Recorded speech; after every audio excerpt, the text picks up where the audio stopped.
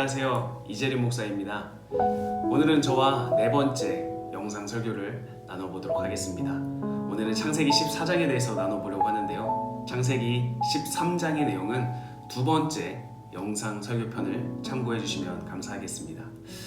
창세기 14장을 처음에 보면 고개를 갸우뚱할 것입니다. 왜냐하면 창세기 13장과의 내용과는 좀 다른 것 같은 내용들이 등장하기 때문인데요. 창세기 14장 1절에서 12절의 내용을 간략하게 요약해 드리도록 하겠습니다. 이 부분의 내용을 보면 이 시대에 강한 나라 4개의 동맹국이 있었고요. 그리고 약한 나라 5개의 동맹국이 있었습니다. 이 약한 나라는 강한 나라들의 지배를 받고 있었는데 이 약한 나라들이 독립을 선언하자 이 강대국 4개의 나라가 약소국을 무찌르고 점령하는 사건이 등장하게 됩니다. 여기서 중요한 사실은 무엇이냐면 점령을 당하게 된 그 5개의 작은 나라 가운데 아브라함의 조카 롯이 선택했던 소돔과 고모라가 속해 있었다라는 사실인데요. 그 결과 아브라함의 조카 롯도 역시 이 전쟁으로 말미암아서 강대국을 향해서 포로로 끌려가게 됩니다. 이 상황을 알게 된 아브라함은 자신의 개인의 군사 318명을 데리고 조카 롯을 구하기 위하여 떠납니다.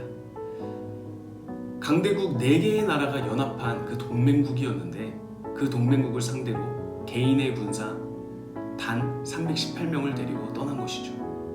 굉장히 무모해 보이는 이 사건이지만 사건의 결과는 어떻게 되었냐면 이 아브라함이 그 강대국을 무찌르고 조카 롯을 구해오게 됩니다.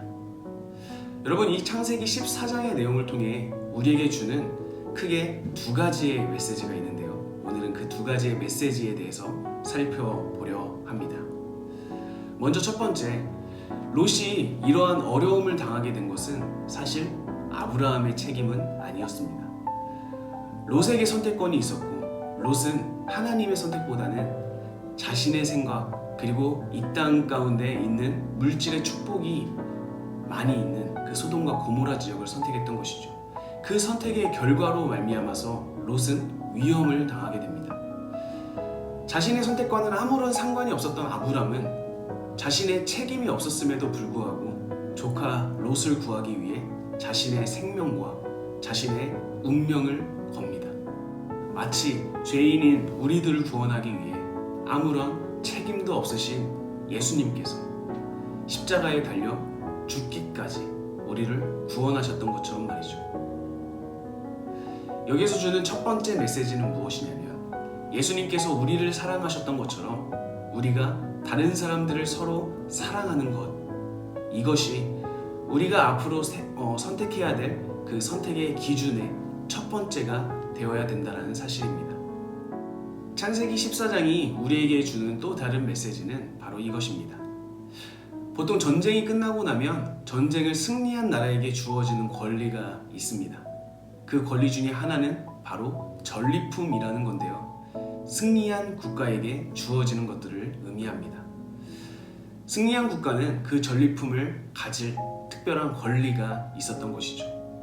하지만 아브람은 소돔 왕이 마치 아브람에게 자신의 물건을 주는 것처럼 전리품을 하사하는 것처럼 이야기를 하자 아브람은 그 전리품을 거절합니다.